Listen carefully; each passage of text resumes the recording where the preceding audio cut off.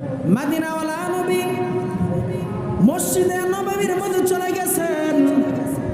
তাকাইয়া দেখেন অধিকাংশ সাহাবী মসজিদে নববীর মধ্যে নামাজের কাতারে বৈশা দাঁত বের কইরা খিলখিলিয়া হাসতেছে।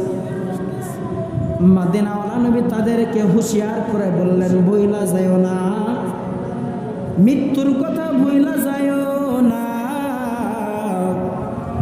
মৃত্যু তোমাকে আমাকে পাকড়াও করবে, ভুইলা যাইও না। এই যে নবী জানাইয়া দিলেন, মৃত্যুর কথা স্মরণ করিয়া দিলেন। এই মৃত্যুর কথা এই জন্যই স্মরণ করিয়া দিলেন। আরো বললেন, ও সাহাবা একরাম, তোমরা শুনিয়া লও, এই যে জমিনের উপর তোমরা বসবাস করো, যে কবরের মধ্যে তোমাদেরকে দাফন করা হইবে, ওই কবর প্রত্যেকটা দিন তোমাদেরকে বারবার ডাকে। এ দুনিয়ার মানুষ, এরে আদম সন্তান, আমি কবর এমন একটা ঘর, যে ঘর নেককারওয়ালাদের জন্য জান্নাতের বাগান। সুবহানাল্লাহ বলবেন না? আমি একটা ঘর নেককারের জন্য জান্নাতের বাগান।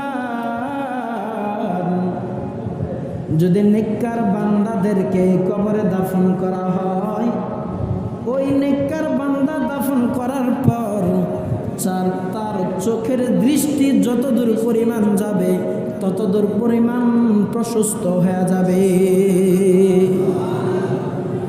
নবী বলেন, নেককার বান্দাকে যখন কবরের মধ্যে দাফন করিয়া চলে আসবে, নেককার বান্দা এই চোখের দৃষ্টি দ্বারা যতদূর তাকাইবে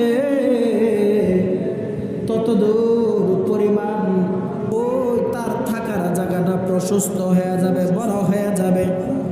নবী বলেন, শুধু তাই নয়, জান্নাতের দরজা খুইলা সোজা জান্নাতের রাস্তাটা বান্দার কবরের দিকে করে দিবে। নবী বলেন, শুধু তার থাকার জায়গা প্রশস্ত হবে তাই না, জান্নাতের দরজাগুলো তার দিকে খুলে দেওয়া হবে। জান্নাতের আবহাওয়া, বাতাস, খুশবু, গিরানগুলো তার কবরের দিকে রওনা হয়ে যাবে। বান্দা ঠান্ডা মাথায় ঘুম দিবে এবং তার মধ্যে কোনো টেনশন পেরেশান থাকবে না। কবর বারবার ডাকিয়া বলে, এরে নেককার বান্দারা, তোমরা শোনো, তোমার জন্য আমি কবর জান্নাতের বাগান।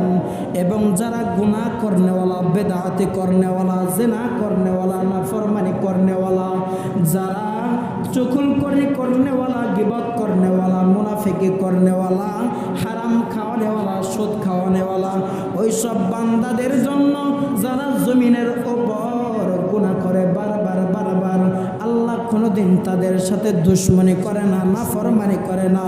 জমিন কোনোদিন তার সাথে নাফরমানি করে না। জমিন কোনোদিন তাকে ধ্বংস দেওয়ার কথা জবান দ্বারাও বের করে না। আসমানের নিচে বান্দা তুমি গুনাহ করো, আসমান কোনোদিন আপনাকে আমাকে ধ্বংস করিয়া দেওয়ার কথাও কোনোদিন বলে না রে বাজান।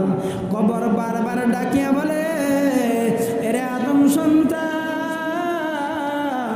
এই কবরে আসার আগে তোমার মাল সামানাগুলো তোমরা জুটাইয়ে আসো, এমনভাবে আসো, আমি কবর গুনাহগারের জন্য জাহান্নাম, এমন জাহান্নামের গর্ত, এই গুনাহগারের জন্য কবরের মধ্যে বড় বড় সাপগুলো অপেক্ষা করতেছে।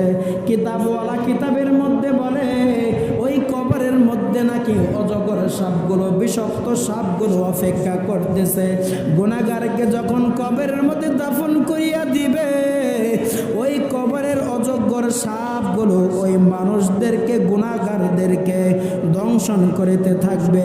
কিতাবওয়ালা কিতাবের মধ্যে লেখে, রে বাজান, গুনাহগারকে যখন দাফন করা হয়, অঙ্গ প্রত্যঙ্গর মধ্যে দংশন করিবে কিয়ামত হওয়ার আগ পর্যন্ত।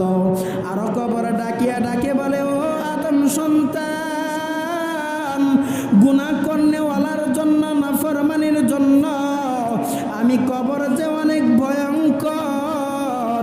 এই কবরটা হলো সাপ বিচ্ছুর করা জাহান্নামীওয়ালাদের জন্য। জাহান্নামীওয়ালাদের জন্য সাপটা এত বিষাক্ত ভয়ঙ্কর, ওই সাপটা অজগর সাপটা যার জন্য কবরের মধ্যে ফিট করে দেওয়া হয়েছে, ওই সাপটা যদি দুনিয়ার মধ্যে একটা যদি কিঞ্চিত পরিমাণ শ্বাস ফেলতো গো, তাহলে দুনিয়ার সমস্ত ফসল আদি উৎপন্ন হওয়া বন্ধ হয়ে যাইত। নবী বলেন ওই কবরের মধ্যে যে একটা বিষাক্ত সাপ ফিট করে দেওয়া হয়েছে, অজগর সাপ, ওই সাপটা এত বিষাক্ত, এত তার বিষ নিঃশ্বাস এত বিষাক্ত, যদি তার নিঃশ্বাস যদি কিঞ্চিত পরিমাণ হিস্সা পরিমাণ যদি দুনিয়ার মধ্যে যদি তার শ্বাসটা ফেলতো, দুনিয়ার মধ্যে যত ফসল আদি হয়, গাছ গাছটা তরলতা সব